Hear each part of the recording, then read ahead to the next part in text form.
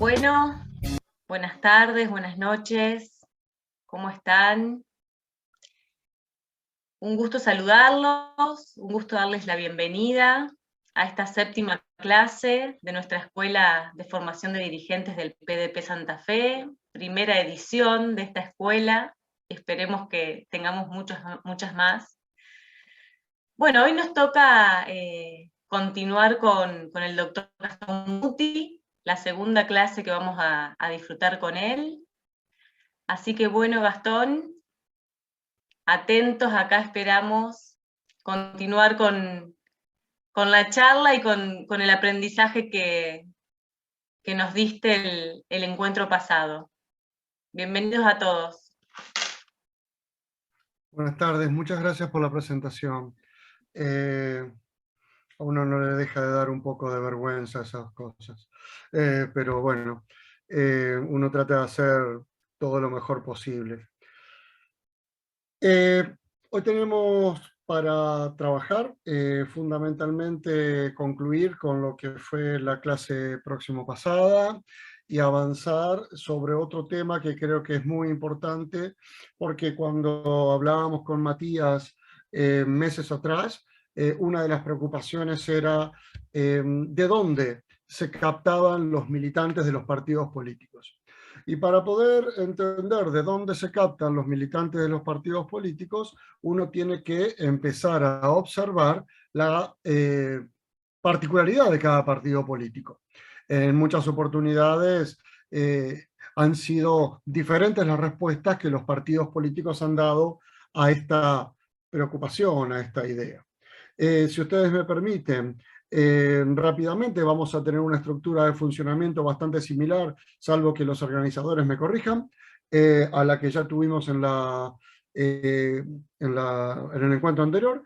Va a ser una exposición de unos 40 minutos, si les parece bien, y luego de eso abrimos un diálogo y una conversación entre todos. ¿Es más o menos bien con ese formato? Maravilloso. Entonces, me van a aguantar 40 minutos.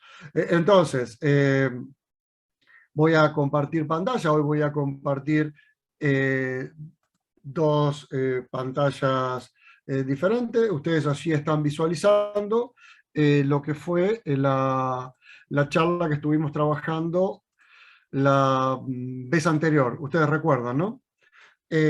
Habíamos hablado de los partidos políticos, habíamos definido partidos políticos,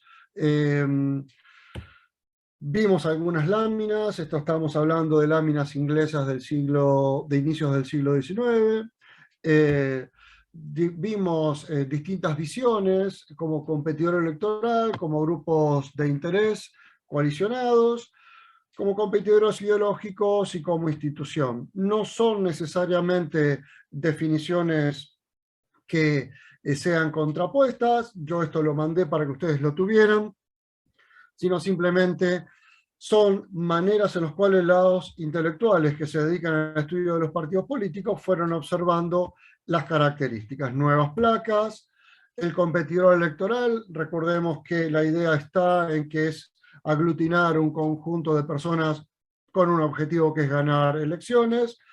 Parecería que es bastante poco el objetivo que se tiene hasta este momento, pero bueno, vemos que esta es una idea bastante empresarial de cómo entender a los partidos políticos, y también observábamos con algunos ejemplos en la clase pasada que en muchas oportunidades, aún en la política práctica de nuestra provincia, esta idea del competidor electoral ha sido muy utilizada. Miguel del Cel es un ejemplo de un competidor electoral que busca maximizar y vender política a cambio de votos. También dentro de el peronismo, Reutemann funcionó de esa manera. También dentro del radicalismo, la señora Losada funcionó de esa manera, y dentro del PDP también ha habido situaciones en las que se han asemejado algunas candidaturas más a la idea de vender política a cambio de votos. Ustedes le pondrán nombre y apellido, pero yo me imagino algunos, pero no quiero faltar al respeto a nadie. Por lo tanto, sabemos que también esta idea de partidos empresariales es algo que los propios partidos mayoritarios tienen como alguna de las lógicas que funcionan en algunos momentos. Nueva lámina. Aquí tenemos la idea del partido político como la coalición de grupos de intereses diversos, y esto hablábamos de que esta coalición de intereses no necesariamente tienen que ser siempre de carácter ideológicos, sino que también pueden ser de carácter político o, además, también pueden ser de carácter territorial. Y hablábamos también de una cuestión bastante clara, como en algunas oportunidades las distensiones pueden tener que ver con cuestiones, cuando hablamos de temas ideológicos en tanto a cuestiones lingüísticas, ideológicos en tanto a cuestiones religiosas, etc. Nueva lámina que veíamos la semana en que nos encontramos anteriormente, el viernes que nos encontramos anteriormente, y la idea de los competidores ideológicos. Sabemos perfectamente que esta idea del competidor ideológico, porque lo que decíamos es que los partidos políticos lo que buscan es una diferenciación. Y nosotros decíamos que justamente esta idea de diferenciarse era porque al definir un otro, estamos definiendo automáticamente un nosotros. Nosotros somos el no otro, nosotros no somos tal cosa. Una primera forma de plantearse eso es la de definir un otro. Central es no Newell. Newell es un no central inicialmente. Y lo podemos hacer con cualquiera de los equipos de fútbol que tienen tradiciones de enfrentamiento, etcétera, etcétera. Pero sabemos que en esta diferenciación desarrollan ideologías, se desarrollan posiciones frente a determinados temas, etcétera. Esta es una rápida recorrida que podíamos encontrar de lo que habíamos charlado en nuestro último encuentro. Ahora, sobre los partidos políticos, la bibliografía tiene visiones positivas y visiones negativas. Nos encargamos de señalar en primera instancia toda una visión negativa sobre los partidos políticos y recordar algo, que los partidos tengan mala prensa no es algo de los últimos años. Los partidos tienen mala prensa desde el origen del republicanismo y desde el origen de las elecciones tal cual las entendemos en la modernidad. Yo les traje a colación que en el Federalista Hamilton habla muy mal de los partidos políticos norteamericanos de la época de la Revolución. Rousseau detestaba a los partidos políticos de la Francia prerevolucionaria. Y así encontramos un conjunto de autores que se expresaban desde esta perspectiva negativa del partido político como problema para la democracia, a su vez, la idea que en muchas oportunidades se buscó de reemplazar a los partidos políticos por otras organizaciones. ¿Y cuáles eran esas otras organizaciones? Por ejemplo, en todo el sistema corporativista que tanto fue común, por ejemplo, en el fascismo o en el falangismo durante el siglo XX, la idea de reemplazar a los partidos políticos por organizaciones de carácter laboral fue una de las alternativas que se buscó permanentemente. Ya no tenía una vinculación de carácter ideológico, sino que mi representación venía dada por mi forma de insertarme laboralmente en una comunidad. No en vano, el texto clásico dentro de la literatura del Partido Justicialista se llamaba la comunidad organizada, y esa comunidad se organizaba a partir de la referencia laboral, no a partir de una referencia de carácter ideológico. Obviamente, nosotros hemos visto en las últimas décadas, fundamentalmente con el regreso de las democracias en América Latina, todo el surgimiento de una visión positiva de los partidos políticos. Y decíamos en el encuentro pasado que justamente esta visión positiva de los partidos políticos está receptada en nuestra Constitución reformada de 1994. Allí señala claramente la Constitución votada en Santa Fe que los partidos políticos son una institución imprescindible, irreemplazable y fundamental de la democracia. Imprescindible porque no hay democracia sin partidos políticos, según entiende así nuestra Constitución. Irreemplazable porque no podemos dejar de lado los partidos políticos para colocar otro tipo de representación diferente. Y, a su vez, que constitucionalmente se los fija como los actores fundamentales de la democracia. Esto no nos tiene que hacer olvidar que los partidos políticos siguen teniendo inconvenientes. Y justamente lo que hay detrás de toda esta cuestión es que hay nuevos problemas y nuevos desafíos. Posiblemente, como decíamos en el encuentro anterior, la representación política nació en crisis. Y podemos decir también que posiblemente los partidos políticos nacieron en crisis. Es como que son instituciones que permanentemente están en crisis y están reconfigurándose. Sobre todo porque nos sugieren un conjunto de autores, particularmente Aldrich, 3D y 3R. Las 3D son decaimiento, declive y descomposición, pero justamente van a traer estas 3D como respuesta 3 Rs: reaparición, revitalización, resurgimiento. Entonces, vamos a encontrarnos con olas o momentos históricos en que parece que prima las 3D, 2001, que se vayan todos, y luego vamos a encontrarnos en determinados momentos con la reaparición de las 3R: reaparición, revitalización, resurgimiento. Los partidos políticos parecerían estar en estas olas que permanentemente se van dando y que permanentemente acompañan la vida interna aún de los partidos políticos. Cada una de las instancias sabrá en qué momento se encuentra. Posiblemente la revitalización y creación de la discusión interna del Partido Demócrata Progresista, la conjunción de voluntades para generar un instituto de políticas públicas, nos hable más de Rs que de las D.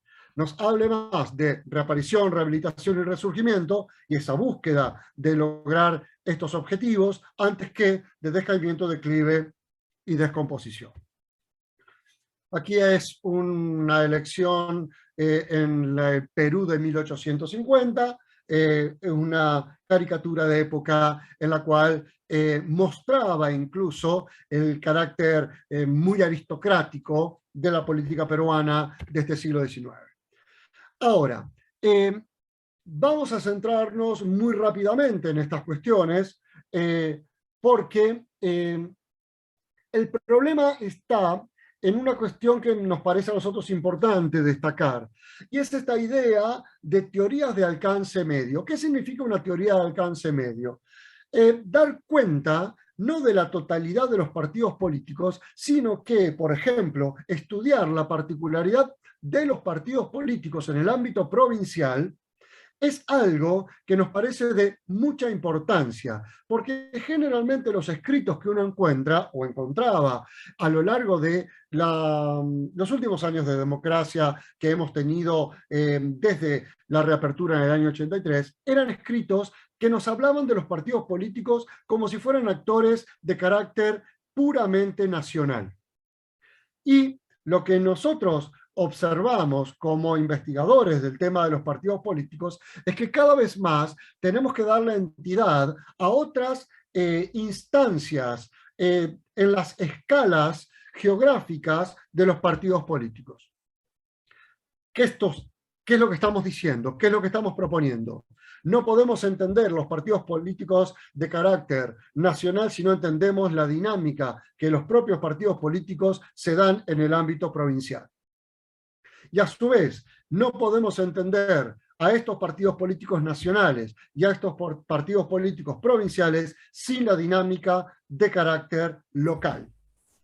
Y esto es un punto muy importante. ¿Por qué? Porque de los que nos habla es de dos cuestiones realmente sustantivas. Número uno, no hay partidos políticos sin territorio, ya lo dijimos en el encuentro pasado. Y número dos, las escalas la diferencia de escalas en las que nosotros estamos estudiando a los partidos políticos es fundamental, porque la debilidad de un partido político en una determinada escala no nos genera automáticamente la debilidad de ese partido político en otras de las escalas. Si ustedes observan las características del Partido Demócrata Progresista y me atengo a que critiquen la afirmación que voy a hacer y la hago a los efectos de provocarlos, nada más que para eso, el Partido Demócrata Progresista es un partido de alta debilidad nacional, de relativa fortaleza provincial, sobre todo en los últimos 10 años, de alta fortaleza local en muchos municipios y comunas. Y poder entender que las dinámicas de los partidos políticos en el ámbito local, provincial y nacional son diferentes, es de una utilidad muy importante. Por eso, teorías de alcance medio. Por eso nos preocupa mucho poder diferenciar las escalas, multiescalas en las que funcionan los partidos políticos. Porque si no, una persona que desconociera cómo es la realidad del Partido Demócrata Progresista en el ámbito local y se quedara solamente con la visión que tiene del Partido Demócrata Progresista en el ámbito nacional, podría tener una información absolutamente errónea en relación a la importancia o no importancia de dicho partido en determinados lugares. Lo mismo podríamos hacer con cada uno de los partidos políticos. Por ejemplo, si uno analiza la importancia del Partido Justicialista en Corrientes y analiza la importancia del Partido Justicialista en Chaco, y ustedes me pueden decir, hay un hilo de agua entre medio. Y ustedes me pueden decir, hay un puente entre medio de Resistencia y Corrientes Capital. Pero la distinción que hay entre una provincia y otra en cuanto a las estructuras de los partidos políticos es sustantiva. Por tradiciones culturales, por tradiciones ideológicas, pero también por tradiciones organizativas. Que eso no lo podemos dejar de pensar. Por eso es que estas teorías de alcance medio que nos permiten corroborar hipótesis como es que los partidos políticos tienen múltiples escalas y que esas escalas geográficas tenemos que analizarlas, porque si no podemos tener una radiografía muy equivocada del partido político o pensar que el partido político del ámbito nacional es exactamente igual que aquel partido exitoso del ámbito local. O sea, hacer la situación absolutamente de carácter inverso. Bueno, aquí son ingleses votando sobre finales del siglo XIX, si lo comparamos con los peruanos votando a mediados del siglo XIX, vemos tradiciones y culturas muy distintas. Evidentemente aquí hay una banda funcionando, hay murciélagos que revolotean, hay diversidades étnicas y un afrodescendiente que está colocado como por fuera de la elección mirando qué es lo que sucede. Aquí ingleses totalmente circunspectos en cada uno en su cabina con la presencia policial en el momento de la elección. Vemos cómo va evolucionando, por tanto, estas cuestiones. Variables que explican el funcionamiento de los partidos. Y aquí hay cuestiones que me parece que son importantes. ¿Por qué? Porque los factores, las explicaciones de carácter sociológico nos ayudan a entender, pero en muchas oportunidades nos hacen equivocar ciertas afirmaciones. Por ejemplo, pensar que la pertenencia de clase social es automáticamente una condición de pertenencia de condición ideológica. Y esto es un problema bastante importante porque lo que tenemos que observar es que no necesariamente la pertenencia de clase va a garantizar una pertenencia de carácter ideológico. Para ser muy claro con el ejemplo. Mientras que en la teoría marxista, que es tomada por los partidos comunistas, el proletariado, o sea, el obrero, fundamentalmente el obrero industrial, fundamentalmente el obrero capitalista, tiene que tener una ideología de carácter comunista porque es la defensa de sus propios intereses de clases. Uno de los grandes problemas del Partido Comunista en Argentina es que fue un partido históricamente sin obreros. Los obreros eran de otra facción política. En su momento podrán haber sido radicales, en su momento podrán haber sido conservadores, en su momento podrán haber sido peronistas, pero no eran comunistas. Entonces, evidentemente, hay un problema en muchas oportunidades con las explicaciones de carácter sociológico. ¿Por qué? Porque no podemos necesariamente explicar un fenómeno político solamente a partir de fenómenos sociales.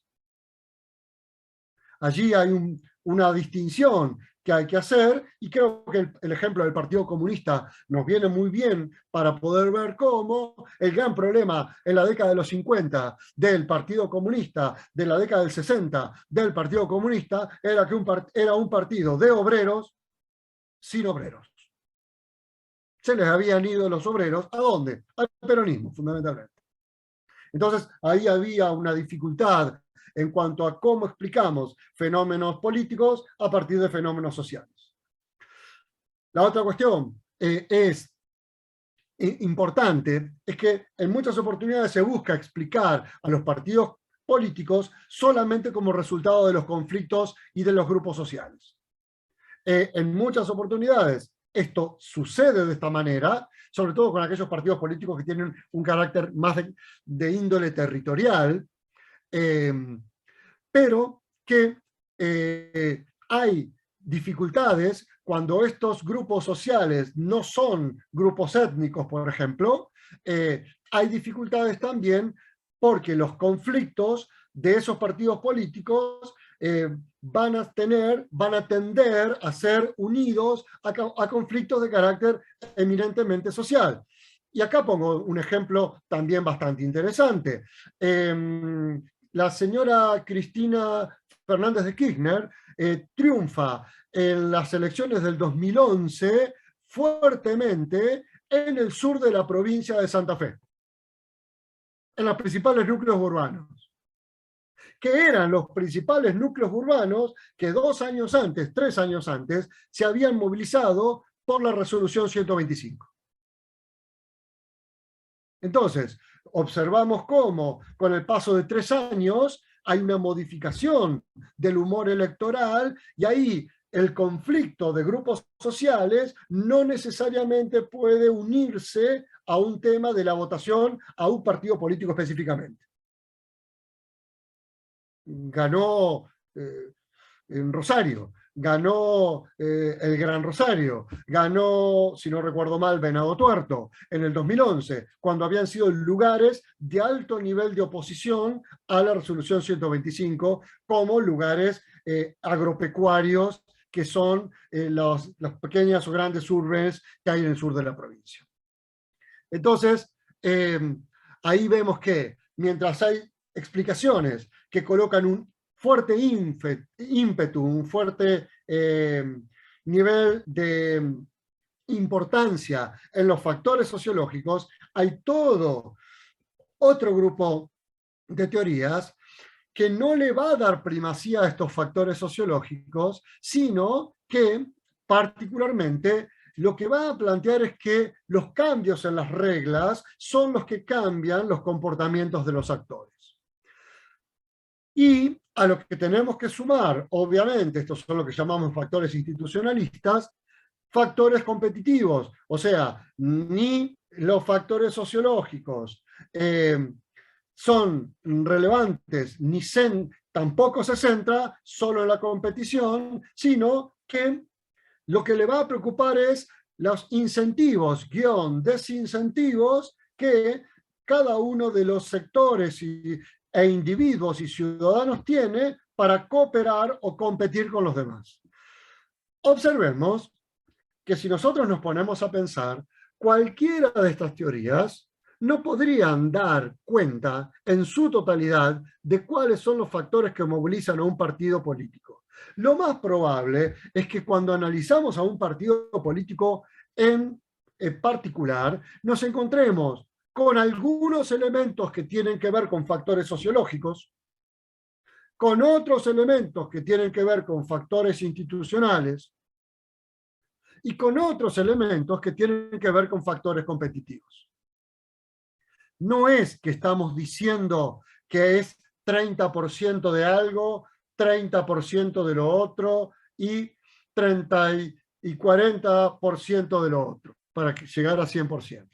Estamos diciendo que del análisis de cada uno de los partidos políticos nos vamos a encontrar que en algunos los factores sociológicos, institucionales y competitivos se van a combinar de manera distinta.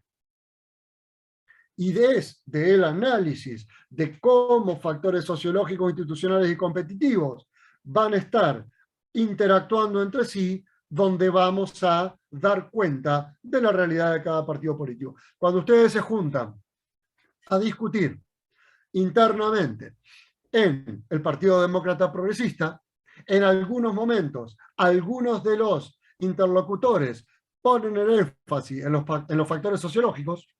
En otros momentos, algunos de los interlocutores ponen el énfasis en los factores institucionales y en algunos otros momentos, parte de los interlocutores ponen el énfasis en los factores competitivos. Entonces, lo que vamos a tener que tener claridad es solamente saber cuándo hablamos de qué factor para saber qué peso y qué lugar le estamos dando a cada uno de ellos.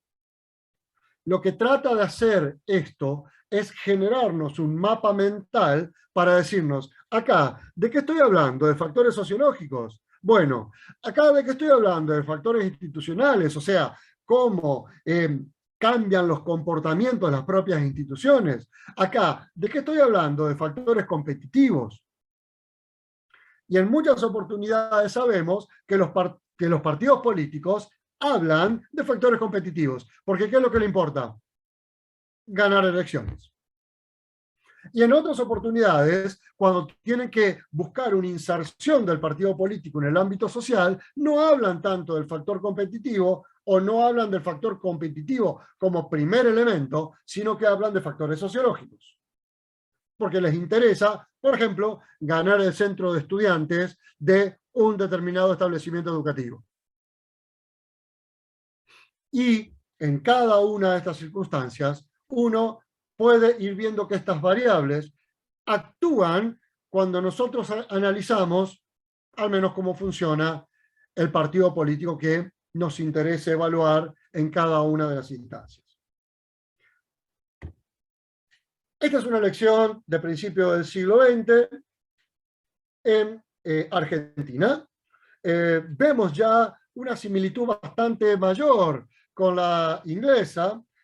Aquí hay fuerza policial actuando, aquí hay fuerza policial actuando, los cascos son bastante similares también, aunque estos ya eran más de carácter prusiano, por la importancia que tuvo la educación de las Fuerzas Armadas en el inicio del siglo XX de carácter prusiano en nuestro país. Alguna vez, si le interesa, también hay estudios sobre sociología de las Fuerzas Armadas que se pueden hacer.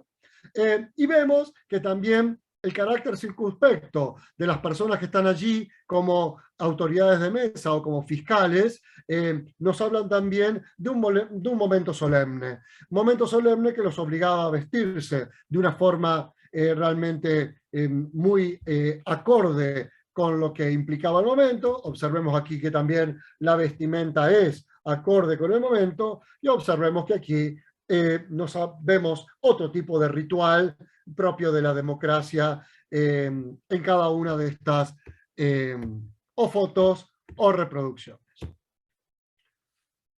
¿Por qué la gente dice que los partidos están en crisis? Porque en algunos casos nos hablan del modo en que se comportan los políticos. Ustedes saben perfectamente que hay una animadversión, por ser bondadoso con la palabra, hacia quien actúa políticamente. Ustedes imaginarán, desde que yo estudio ciencia política, lo primero que a uno le decían era, ¿querés ser político? Y la respuesta de uno era, no, quiero estudiar la política. Pero hasta que lo entendían ya se habían cansado y creían que uno quería ser político. Y evidentemente sabemos que el modo en que se comportan los políticos es evaluado desde una manera como de egoísmo en relación con la búsqueda de intereses particularistas. Y esto no se condice necesariamente con lo que los propios políticos nos dicen, y es que la búsqueda no es de intereses particularistas, sino que la búsqueda es de intereses colectivos. Lo que nadie puede dudar es que lo que nosotros observamos y vivenciamos en nuestras sociedades es evidentemente una crisis de nuestras dirigencias. Y en estas crisis de las dirigencias está incluida también la dirigencia eclesiástica. En la crisis de la dirigencia está incluida la dirigencia empresarial, la dirigencia sindical, la dirigencia piquetera, la dirigencia estudiantil. Parecería que colocar entre un signo de preguntas el modo en que la dirigencia se comporta es un tema que importa y que los partidos políticos tienen que permanentemente estar echando manos a justificar el accionar de sus propios líderes. El otro gran problema de los partidos políticos es sus propias contradicciones. Creo que estamos vivenciando un manual de contradicciones en el gobierno nacional. Es paradójico la manera en la cual se mueve el Ejecutivo Nacional y cómo refleja que, en última instancia, si la población dice que está cansada de los partidos políticos por el nivel de contradicciones que tienen, no hay nada más que mirar cómo se maneja el Ejecutivo Nacional para encontrar que esta afirmación es al menos cierta para el Ejecutivo de nuestro país. Y además, por una cuestión importante, y es porque los partidos políticos generan un nivel de expectativas que luego se vuelven irrealizables. Y esto es interesante porque ahí es donde el horizonte de expectativas que en muchas oportunidades generan los partidos políticos no se condicen con las posibilidades reales que tienen los partidos políticos de reconvertir situaciones. En nuestros días, nuevamente, estamos teniendo una increíble diferencia entre expectativas y realizaciones. Hoy día vemos que lo que se generó como expectativas en el año 2019, independientemente de lo que uno haya votado, es algo que hoy se considera totalmente irrealizable y totalmente falaz en cuanto a la posibilidad de que se pueda conseguir. Esto, si sumamos cambios en las reglas de juego, si sumamos, y cuando hablamos de constantes cambios en las reglas de juego, puede ser desde las reglas de juego electoral hasta las reglas de juego de ampliación de la Corte Suprema de Justicia de la Nación. Puede ser desde los cambios en el ámbito municipal hasta cambios que nos puedan plantear en el ámbito nacional con el Consejo de la Magistratura. Y estas dificultades para dar respuestas son muy importantes. Pero me gustaría detenerme unos segundos en el número creciente de funciones. Prioritariamente porque si nosotros recordamos algo dicho minutos atrás, cuando hablábamos de que los partidos políticos no eran lo mismo de ser analizados en el ámbito nacional, provincial y local, el viejo partido político local, ABL, ¿saben lo que son los partidos políticos ABL?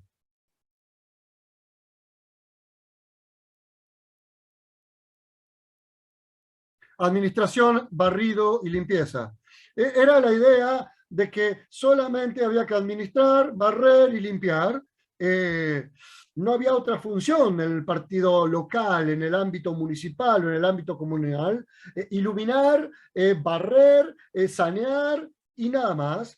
Si nosotros nos ponemos a pensar en las funciones de un ámbito local en la actualidad, tiene un incremento, una inflación de funciones, los partidos políticos en el ámbito local, que muchas veces hasta supera las posibilidades reales de los partidos políticos de dar respuestas al incremento de demandas. Más aún cuando las encuestas indican que el primer ámbito de referencia de la ciudadanía es el ámbito local. El segundo ámbito de referencia de la ciudadanía es el ámbito provincial y el tercer ámbito de referencia es el ámbito nacional. En otras palabras, al primero que le pide la ciudadanía es al ámbito local, al segundo que le pide la ciudadanía es al ámbito provincial y por último es al ámbito nacional. Pero esto genera un nivel creciente de funciones y por lo tanto de demandas. Hoy, por ejemplo, no se puede entender un municipio que no tenga relaciones internacionales, cuando históricamente los municipios no tenían como preocupación el tener relaciones internacionales. Hoy no se puede pensar un municipio que no quiera generar instancias de mayores niveles de inserción y de instalación de empresas en el ejido municipal, cuando eso no era una función que tuvieran este tipo de partidos, de ese tipo de nivel. Por lo tanto, vemos cómo estos cambios colocan a los partidos políticos en la actualidad ante la necesidad de dar respuestas en situaciones que muchas veces no están ni siquiera capacitados para poder dar respuestas. Esta placa está puesta a propósito y es porque es una elección del ámbito local sanjuanino en la década de 1920. ¿Por qué? Porque San Juan fue una de las primeras provincias que introdujo el voto femenino. ¿Y por qué? Porque siempre está la idea de que las mujeres no votaron hasta el año 51. Las mujeres votaban antes, no votaban en el ámbito nacional, no elegían autoridades nacionales. Sí votaban en los ámbitos provinciales y locales. Y este es un ejemplo de una mesa femenina de la provincia de San Juan en la década del 20, particularmente las elecciones de 1922. Esto es para ver que muchas veces reproducimos informaciones que no son necesariamente certeras. Pueden ser certeras en el ámbito nacional, pero que no reflejan las realidades donde la mujer ya votaba en otras instancias y que el debate, por ejemplo, del voto femenino en la Cámara de Diputados de la provincia de Santa Fe fue un debate del año 1914, por ejemplo. Con lo cual es bastante anterior a lo que uno podría suponer. Me va a interesar ir a otra placa que luego yo se las voy a mandar, obviamente, y que tiene que ver con el segundo tema, y voy a hacerlo bastante breve porque ya se me pasaron los 40 minutos, con los factores que condicionan la organización. Estoy compartiendo, ¿no?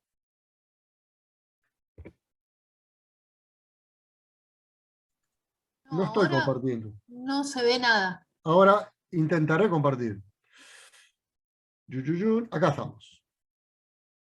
¿Estoy compartiendo ahora? ¿Sí? Perfecto. Ahora sí.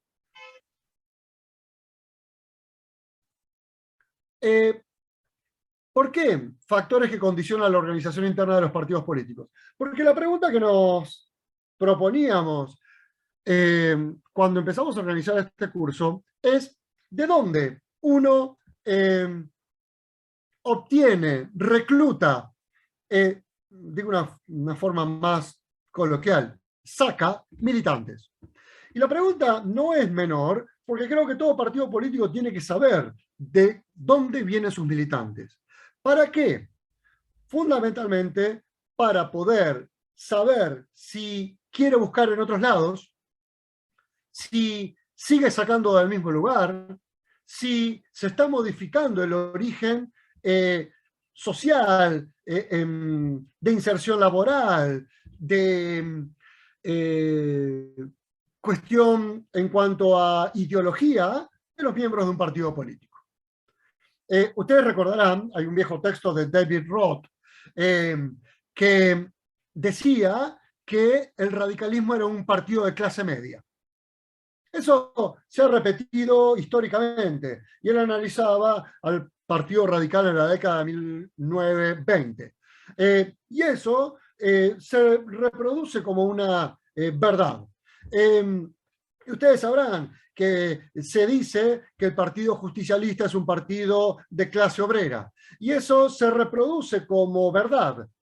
La pregunta es, ¿cuán verdad es esa verdad? Y si realmente está reflejando una realidad o si está reflejando una apreciación que hasta tiene un nivel de conveniencia ideológico o que tiene un nivel de conveniencia electoral para tal o cual partido. Entonces, el pensar de cómo es la organización interna de los partidos políticos nos hace pensar, en este caso, a ustedes pensarse en relación con de dónde surgen los partidos, los miembros del partido político demócrata progresista. Pierre Bourdieu, un sociólogo magnífico, se dedicó a analizar de dónde provenían los docentes universitarios franceses. Pierre Bourdieu se dedicó a analizar de dónde provenía la administración pública francesa, porque la preocupación de él era cómo los lugares de captación luego van a también impactar sobre la manera de actuación de esa institución. Él lo pensaba para los universitarios franceses, él lo pensaba para las administraciones públicas francesas, nosotros lo podemos pensar para los partidos políticos en nuestro país. Entonces, obviamente, nuevamente, fíjense que volvemos a los factores sociológicos, competitivos y los factores institucionales. Volvemos a la carga con estas cuestiones.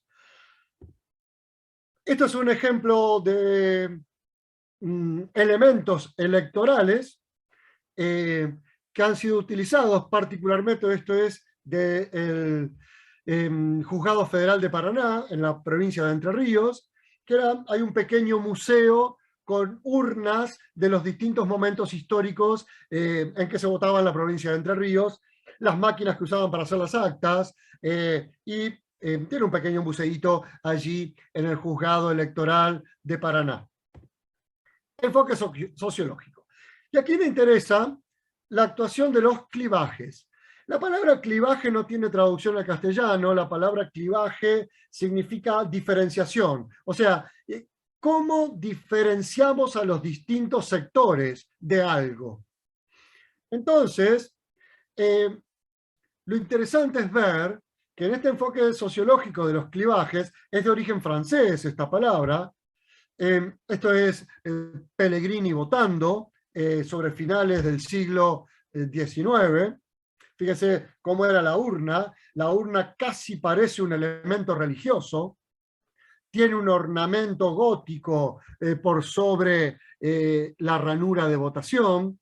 Y cómo estaban vestidas las personas que allí actuaban. Y se evalúa que quien está detrás de Pellegrini allí es un edecán, es una de sus ayudantes, de sus secretarios, que simplemente está acompañándolo en el acto. Interesante la idea de circunspección, la idea de el formato incluso de las urnas. ¿Qué es un clivaje? Es una división. ¿Cómo dividimos a la sociedad? Y ustedes saben que muchas veces las sociedades se dividen por clases sociales. En el concepto de clase social también sabemos que no todos definen la clase social de la misma manera. Mientras que don Carlos Marx diferenciaba la clase social por si era trabajador o si era dueño de las empresas, burgués o proletario, nosotros generalmente dividimos a las clases sociales por nivel de ingresos. No nos preocupa si somos trabajadores o somos empresarios, lo que nos preocupa es el nivel de ingreso. Y el nivel de ingreso nos ubica en clase baja, clase media baja, clase media media, clase media alta, clase alta. Y esa ubicación está en relación con una estructura social. Pero, como ya hemos dicho, a lo mejor esa estructura social no tiene que ver con ingresos. A lo mejor esa estructura social, decíamos en el encuentro pasado, tiene que ver con religiones. Y las religiones dividen protestantes de católicos. Y las religiones dividen evangélicos de católicos. Y las religiones dividen católicos de no católicos. Pero también pueden ser de carácter étnico. Puede ser, como charlábamos, donde en muchas de las naciones de los estados africanos en la actualidad conviven tribus, y uso la palabra tribu porque el carácter es tribal, en la cual alguna de esas tribus predomina sobre los demás. En Guinea Ecuatorial predomina la tribu Fa, y la tribu Fa es la que somete a las demás. Pero también estos clivajes pueden ser de carácter regional, y en los Estados Unidos el sur y el norte fue un clivaje muy relevante, y en Argentina, en la provincia de Santa Fe, el sur y el norte genera clivajes, y en la provincia de Entre Ríos, el este y el oeste, ellos lo dicen, la costa del río Uruguay, la costa del río Paraná, generan clivajes, generan divisiones en la sociedad. Entonces, la primera cuestión que tendríamos que ver es cuáles son los clivajes que utilizamos para nosotros ubicarnos. El Partido Demócrata Progresista en el inicio del siglo XX hizo una utilización de ciertos clivajes que fueron muy importantes. Por ejemplo, el problema religión-no religión fue relevante. Por ejemplo, el problema de el nivel municipal versus el nivel provincial. Ese era otro clivaje que funcionaba. Entonces, vamos a ver cómo estos clivajes o divisiones y dónde se ubican los distintos ciudadanos, los individuos, generan alineamientos, bandos, dice acá la placa, en la sociedad y en los partidos. Vemos acá, por ejemplo, cómo algunos de los ejemplos que yo estaba planteándoles: católico versus protestante, súbditos del Estado versus súbditos de la Iglesia, comunidades culturales versus otras comunidades. El problema aymara en Bolivia fue un problema de muchísima importancia, no es un problema para la provincia de Santa Fe. El problema de las comunidades mapuches es un problema muy importante hoy día para Río Negro, Chubut y Neuquén. No es un problema para la provincia de Santa Fe. También la idea de centro dominante versus periferia ha sido otro de los cribajes importantes que se tuvieron, en el cual los centros, Buenos Aires, por ejemplo, eran discutidos desde el federalismo por una periferia, y un clivaje que también es muy interesante porque nos habla de ciertos momentos de la política argentina, que es el clivaje terratenientes rurales versus industriales urbanos.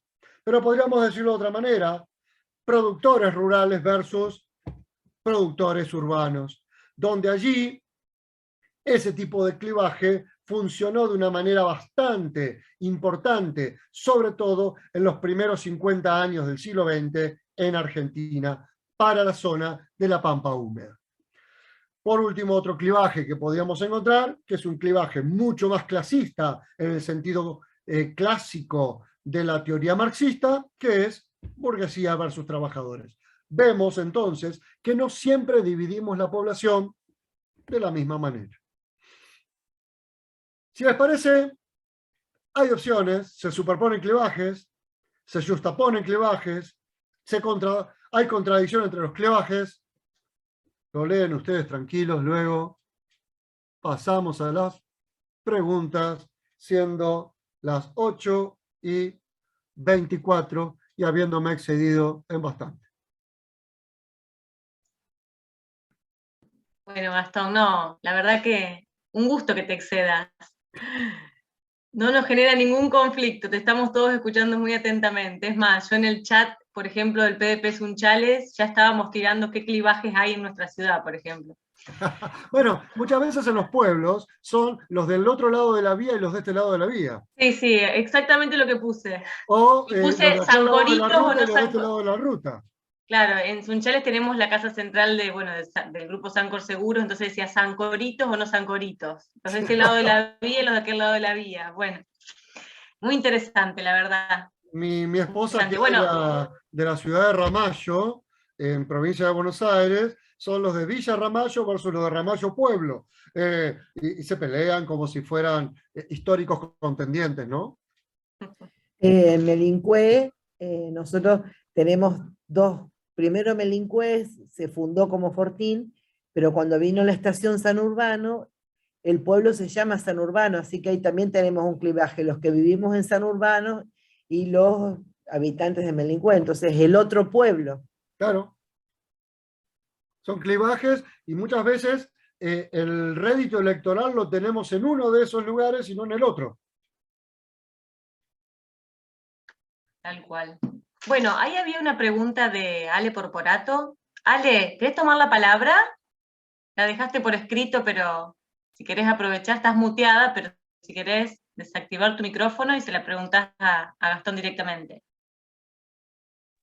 Ahí voy, tenía que organizarme. ¿Qué tal, Gastón? ¿Cómo le va? Siempre es una cosa que me trabaja en la cabeza, que tendría que existir filósofos o pensadores que traten de desarmar los sistemas gubernamentales actuales. Yo siempre digo que en otras oportunidades para la población, qué sé yo, no existía otro sistema de gobierno que no fuera la monarquía, y bueno, fue cambiando la evolución de la humanidad, hizo que surgieran otros sistemas, otros pensadores, otros filósofos que crearon otros sistemas de gobierno, y yo creo que definitivamente, no sé, me surge en la cabeza que tenemos que evolucionar hacia otras cosas, porque la democracia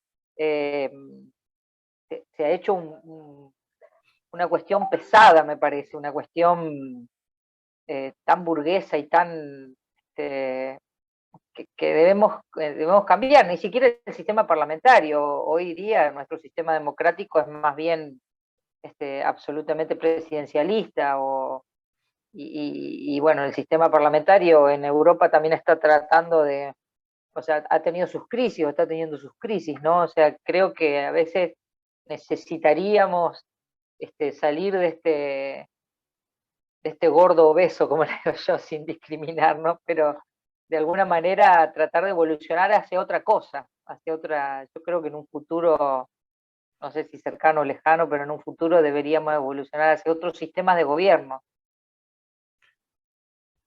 Dos o tres cosas. En primer lugar, Alejandra, hay varias cosas para rescatar. La número uno es que si nosotros nos ponemos a pensar a cuando surgió la democracia, estaba tratando de contar recién cuántos varones y cuántas mujeres somos en esta sala. Si no me equivoco, son más mujeres que varones.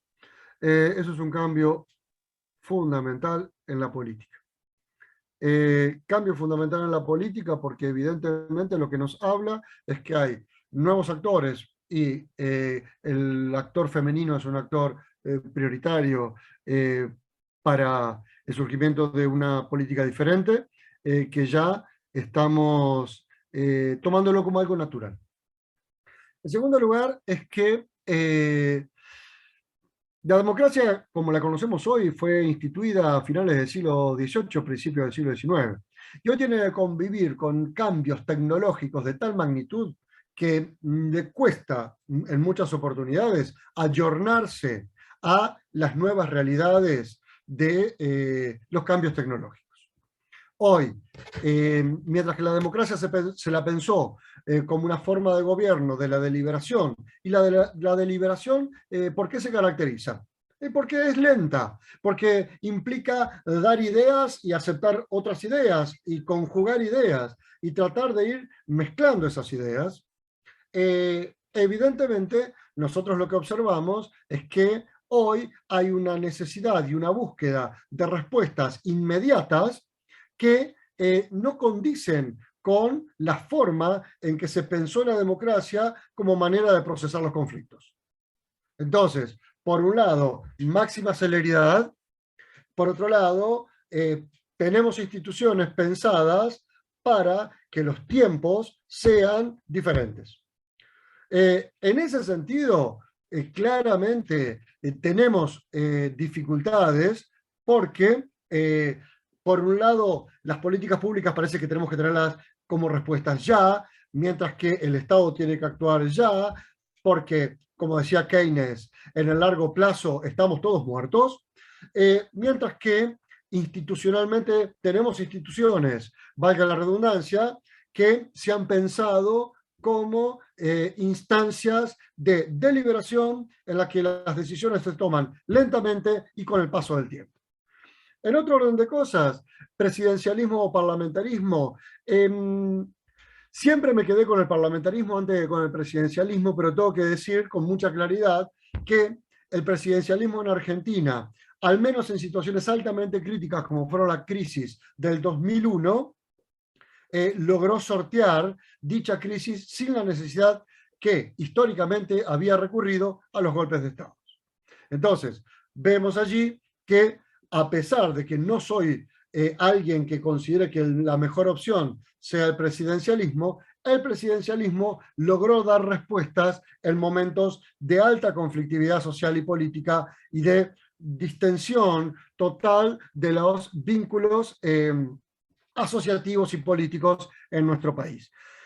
Por eso, lo que trato de hacer no es dar una respuesta concluyente, sino colocando elementos negativos que vamos a seguir teniendo. Nosotros estamos hoy acostumbrados a que estos aparatejos nos dan una respuesta en tiempo real, mientras que las instituciones que nosotros tenemos dan respuestas que probablemente fueron creadas para que se pudieran lograr esas respuestas con el paso del tiempo, con la moderación, con la idea de poder ir pensando las opciones. Bien, eso es una tensión que evidentemente, Alejandra, vamos a tener y vamos a seguir conviviendo con ella.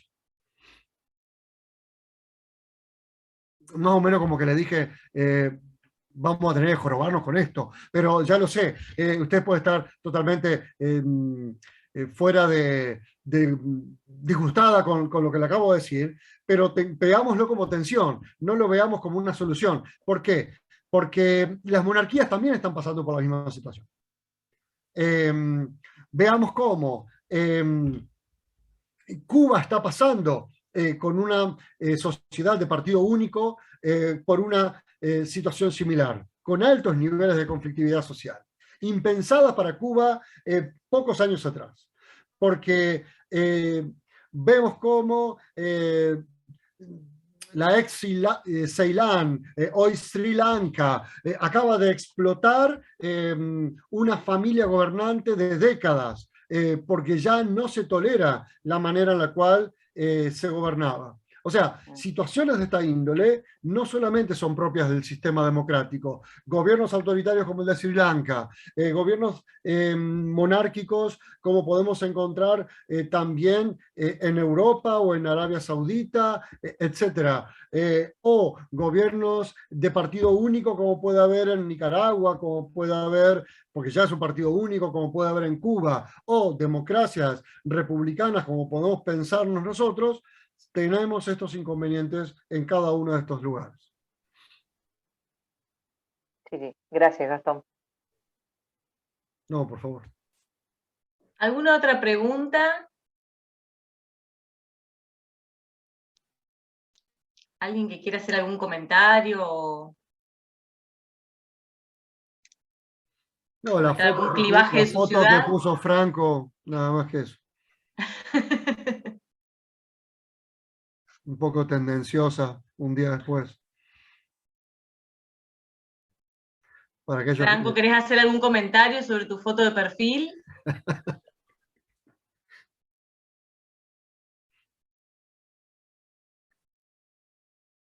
Bueno, no se da por aludido. No. Bueno, 1 hora y 5 de encuentro. Si hay algún otro comentario para hacer, lo charlamos. bueno, si no te agradecemos muchísimo, Gastón. La verdad que un placer conocerte, un placer escucharte, estas 2 clases que te hemos disfrutado. A mí me dejó sin palabras. Los próximos encuentros van a compartirlos con 3 profesores con los cuales yo trabajo. Uno de ellos es el doctor Diego Gantus. Va a ser el último, pero él está especializado en políticas públicas y en administración pública. Ahí van a poder charlar perfectamente cuestiones hasta de la administración pública local, etcétera, etcétera. Por otro lado, va a estar Lourdes Lodi, que Lourdes es doctora en ciencia política también. Ella se ha especializado en sistemas electorales. Trabajamos mucho con ella en el tema de sistemas electorales y Lourdes ha sido partícipe de muchas de las discusiones e investigaciones sobre boleta única en la provincia de Santa Fe y también en otras provincias. Y por último, van a tener como tercer invitado extra a Aníbal Torres, que es doctor también en ciencia política, y su principal preocupación de investigación está relacionada con la gobernanza electoral. En otras palabras, ¿cómo hacemos para que no nos roben las elecciones? No sé si se entiende un poco cuál es el objetivo, pero fundamentalmente se ha especializado Aníbal en todo lo que es la administración electoral, que no es únicamente el día de la votación, sino que empieza meses antes de la votación y concluye días después de la votación, y él está especializado en todos los procesos de gobernanza electoral. Así que bueno, Lourdes Lodi, Aníbal Torres, Diego Gantus, 3 amigos y 3 doctores en ciencia política que los van a acompañar en los próximos encuentros. Bueno, un panel de lujo, realmente.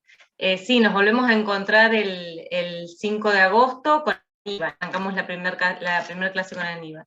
Y yo bueno, muchas gracias a todos. Les voy a mandar las segundas placas para que puedan tenerlas. Sí, yo quiero agregar algo desde el instituto. Estén atentos al canal de YouTube. La idea es que al quedar grabadas las clases las puedan aprovechar para sus ámbitos locales, para el ámbito provincial, si quieren. Justo hablábamos antes con Gastón de que en Sunchales estamos abriendo una convocatoria y está buenísimo tener este material para poder, a la gente que convocamos, poder formarla o formarla con lo que nos formamos nosotros y entender un poco más. Ojalá nosotros hubiésemos tenido hace mucho tiempo este lugar, esta burbuja en la que nosotros aprendemos y nos nutrimos de conocimientos. Así que lo pueden aprovechar para esos nuevos, para esas personas que se están sumando, que comulgan un poco con los principios del partido, pero que no terminan de entender cuáles son los procesos y un montón de cosas más. Así que aprovechenlo, está en nuestro canal de YouTube. Solemos mandar siempre el link para que se suscriban. Al suscribirse van a recibir todas las notificaciones de cuando aparecen nuevos videos, así que eso es muy interesante para tenerlo en cuenta. Gracias, Santi. Bueno, buen fin de semana para todos. Hasta luego. Gracias, Gastón. Un placer. Hasta luego. Adiós. Chao, chao. Chao. Feliz fin de semana.